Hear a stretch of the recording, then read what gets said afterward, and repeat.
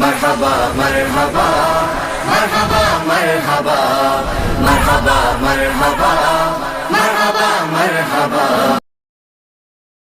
عن ابي هريرة رضي الله تعالى عنه وعنهم انه قال قال رسول الله صلى الله عليه وسلم اذا تشهد احدكم فليستعذ بالله من اربع يقول اللهم إني أعوذ بك من عذاب جهنم ومن عذاب القبر ومن فتنة المحيا والممات ومن شر فتنة المسيح الدجال.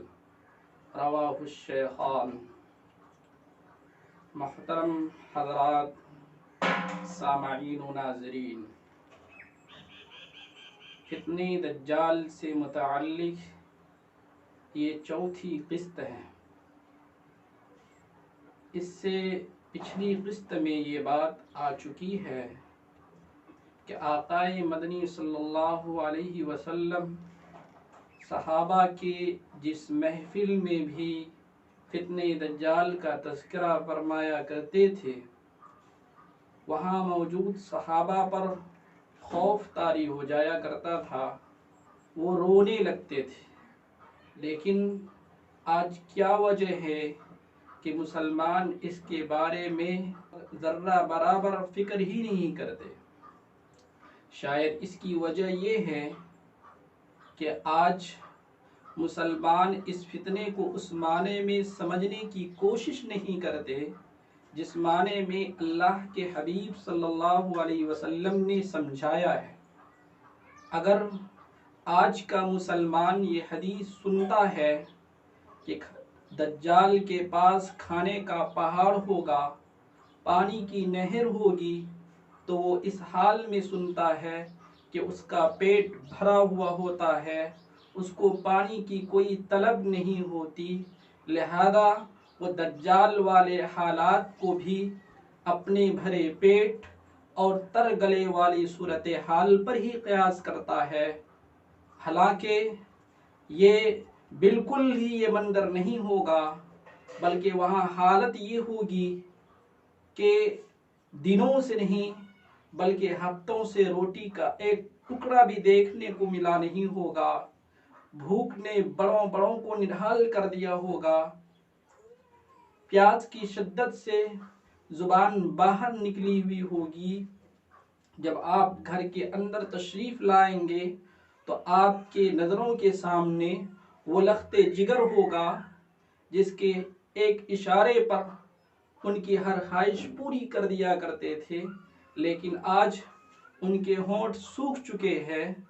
کئی دن کے بھوک نے ان کے گلاب جیسے چہرے سے زندگی کی تمام رونقوں کو چھین لیا ہے. یہ منظر آپ دیکھ کر آپ تڑپ اٹھتے ہیں اور آپ لاچاری اور بے بسی کے عالم میں اپنے جگر کے ٹکڑے سے دوسری طرف اپنے منہ موڑ لیتے ہیں، اور دوسری طرف وہاں آپ کی بت بنی ہوئی ماں ہے. ہاں، وہ ماں جس نے کبھی آپ کو بھوکے پیٹ سونے نہیں دیا، جو آپ کی پیاس کو آپ کے اشاروں سے سمجھ جایا کرتی تھی، جس نے اپنے تمام خوشیوں اور ارمانوں کو آپ کے نام کر دیا تھا. لیکن آج وہی ماں اپنی نگاہوں میں ہزاروں سوالات لیے جوان بیٹی کی طرف اس امید سے دیکھ رہی ہے کہ شاید آج میرا بیٹا کہیں سے روٹی کا ٹکڑا لایا ہوگا، آج بیٹا ماں کی ممتا کی خاطر پانی کا کوئی قطرہ ضرور کہیں سے لایا ہوگا. لیکن ماں، وہی ماں آپ کے چہرہ کو سمجھنے والی، آپ کے چہرے پر لکھے جواب کو پڑھ لیتی ہے، اور ماں کی آنکھوں سے جوان بیٹوں کے بے بسی اور لاچاری پر اشکوں کے قطرے گرنے لگتے ہیں تو آپ کا کلیجہ منہ کو آنے لگتا ہے. آپ لاچاری اور بے بسی کے عالم میں آپ تیسری طرف اپنے منہ کو پھیر لیتے ہیں. شاید اس کونے میں کوئی اور نہ ہو، لیکن وہاں آپ کی شریک حیات، شریک سفر اور آپ کی بیوی موجود ہوتی ہے۔ ہاں، وہی بیوی جس نے ہر امتحان کی گھڑی میں آپ کو حوصلہ دیا، ہر مشکل اور کٹھن وقت میں آپ کو ہمت دیا، لیکن آج ان کے ہونٹ سوکھ چکے ہیں، ضبط کا سمندر اندر ہی اندر موجیں مار رہا ہے، اور یکایک اپنے چاند کو دیکھ کر دل میں چھپے اشکوں کے سمندر میں طوفان پیدا ہوا، اور دیکھتے ہی دیکھتے آپ کی محبت اپنے ہی اشکوں میں پگھلنے لگی۔ اب آخر آپ بھی تو انسان ہیں، آپ کے سینے میں بھی تو گوشت کا لوتھڑا ہی دھڑکتا ہے۔ آخر آپ اپنے آپ کو کب تک چھپا سکتے ہیں؟ اب جب کہ تمام مادی سہارے ٹوٹ گئے، امیدوں کے تمام اسباب ہاتھوں سے چھوٹ گئے، تو آپ کے آنکھوں نے بھی رخساروں کو نم کرنا شروع کر دیا۔ آپ اندر ہی اندر ٹوٹ پھوٹ کا شکار ہونے لگے۔ ایسے حالات میں، ایسے مشکل وقت میں باہر سے کھانے کی آواز اور پانی کی آواز سنائی دیتی ہے، تو آپ اور آپ کے پیارے گھر سے باہر نکلتے ہیں تو سامنے دیکھ کر یوں محسوس ہوتا ہے کہ اب مشکل کی گھڑی ٹل گئی، انسانوں کے اس جنگل میں کوئی مسیحا آ پہنچا۔ آنے والا مسیحا اعلان کرتا ہے کہ بھوک و پیاس کے مارے ہوئے لوگوں، یہ لذیذ اور خوشبودار کھانا اور یہ ٹھنڈا اور میٹھا پانی تمہارے لیے ہے۔ جیسے ہی آپ یہ سنتے ہیں تو یوں محسوس ہوتا ہے کہ آدھی زندگی یوں ہی لوٹ آئی۔ آنے والا مسیحا پھر یہ اعلان کرتا ہے کہ لوگوں، یہ ساری کی ساری چیزیں تمہارے ہی لیے ہے، لیکن تم اس بات کا صرف اعتراف کر لو کہ ان چیزوں کا مالک میں ہوں۔